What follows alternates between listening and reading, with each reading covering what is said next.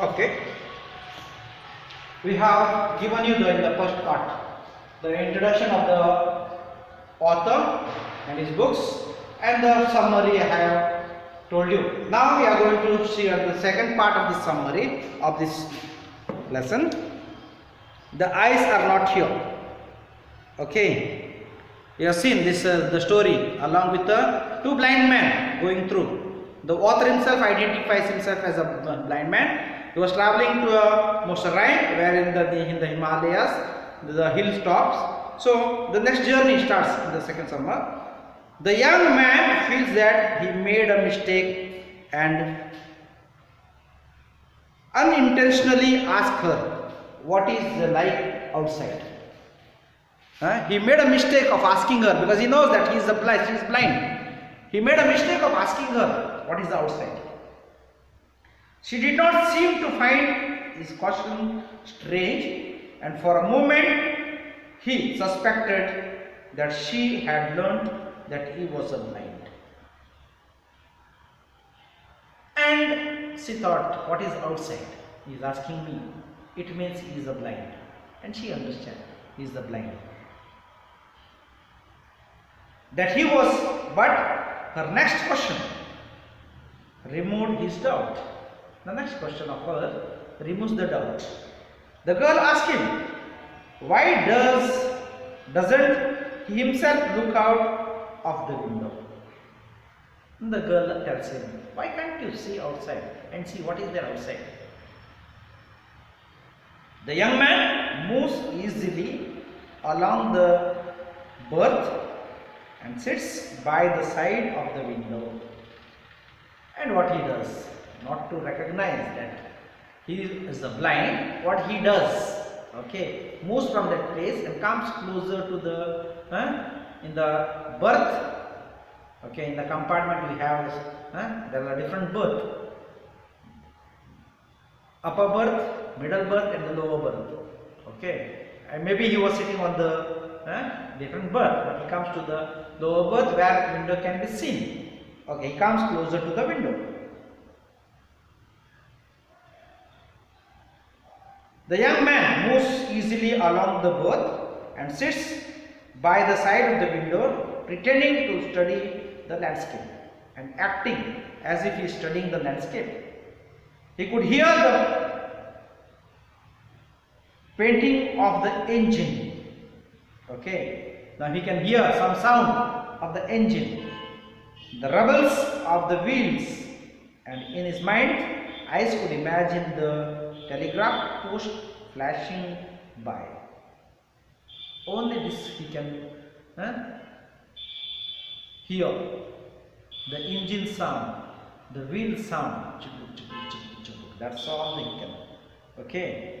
A few minutes later, the young man asked the lady whether she had noticed that the trees seems to be moving while they seem to be standing still. And he asked to the lady, "Did you notice? Even these trees are standing in their own place, but it looks like moving." And that is what our experience. When you are traveling, we are traveling, it looks that even though beside what is there, that is looking like traveling, coming along with us, going back, and we are going front. The girl casually remarks that. So this girl suddenly realized, okay, this is a common. When we are traveling, even this nature, this whole creation is moving along with us. This is a common thing, she says. Then she asked him whether he saw any animal through the window. Even that she asked him, "Have you seen any animal outside through the window?"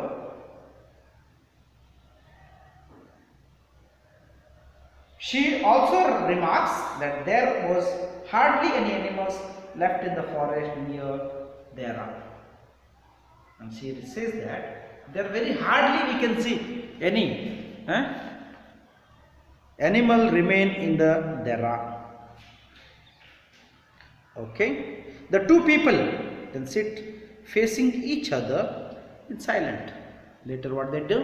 They sit each other, facing each other, sitting silently. Then the young man remarks that she had an interesting face. And he says to her, "You have an interesting face." The girl reacts, laughing pleasantly, gives a small smile with her, and she says, then she tells him that it was so nice to be told that she had an interesting face, as she was tired of people telling her that she had a pretty face. And she says to him, "People around us, me, always used to tell me that I have a pretty face." But the weak point of here, she could not see her face. People are telling. The young man remarked that an interesting face could also be pretty. It means the face is interesting, so it is a pretty face. Feeling flattered. Feeling flattered. ಎಲ್ಲರೂ ನಿಮ್ಮನ್ನು praise ಮಾಡಿದಾಗ all they say you are good good good good. No, you are flattered. ಧೂಪ ಹಾಕಿ. So that is called flattered. She remarks that she was a very gallant young man, but asked him casually why he was so serious.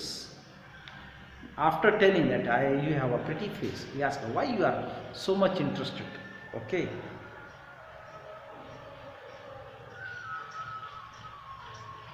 The girl reacts, laughing pleasantly. Then she tells him that she was nice to the told that okay.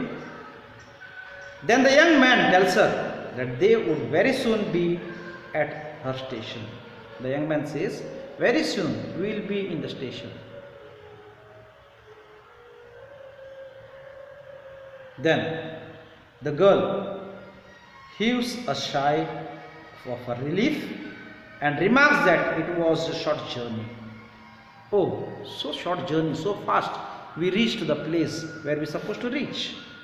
She tells him she could not bear to sit in a train for more than 2 or 3 hours. And now she says, I could not bear to sit in the train 2 or 3 hours. It means they have spent a lot of time together. They never felt that was a journey was boring, because they were speaking each other. Okay.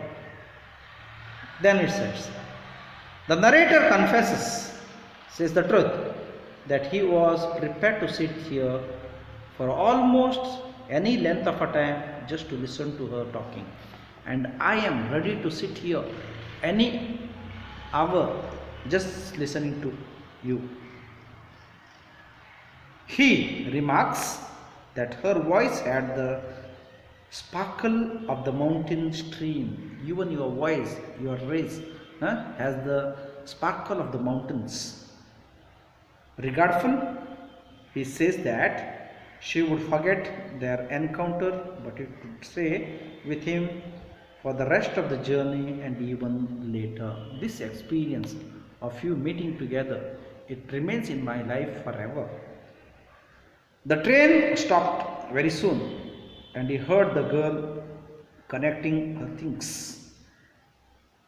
That moment, he wondered whether she wore her hair in a bun, or it was plaited, or for it is hung loose over her shoulder, or if it was cut very short.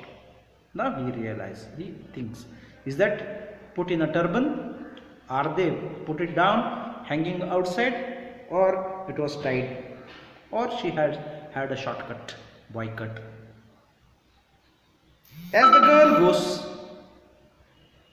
towards the door and alights saying goodbye, she was standing close to him, and he found that perfume from her hair tantalizing.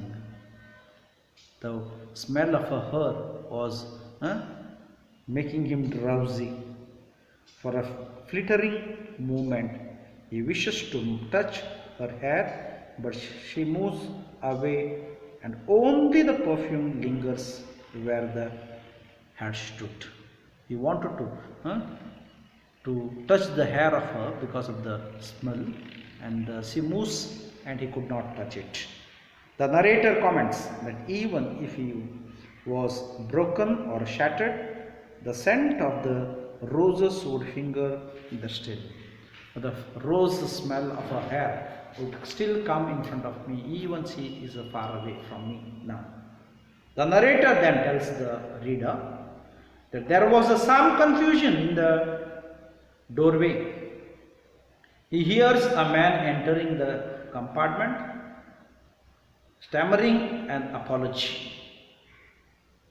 In a regard tone of the narrator tells us that the door of the compartment shut and along with it a world was shut out again. Not only the door of the compartment is shut down, the world door also shut down again. The narrator comes back to his berth and the train moves. The narrator marks that once again he could play his game with the new fellow traveler. The new fellow traveler remarks that the narrator must be disappointed because he was not active in traveling companion as one who had just left. And narrator understands. One who comes beside him, he is not happy to travel with him because the one who is having the right person has left out from the train. The narrator asks his companion to tell him whether the girl who had just left the compartment wore her hair long or short. He asked the neighbor, one who entered inside, how was it, her hair? It was a long or a short? The new fellow traveler tells him that he noticed her eyes and not her hair. I have noticed her eyes, not the hair. Then he marks that she had beautiful eyes, but they were of no use of her because she was completely blind. And he says she had a beautiful eyes, but that eyes were not useful to her. That is the things which I understood. And this is the summary of the poem lesson, and we'll see you the further things in the next video.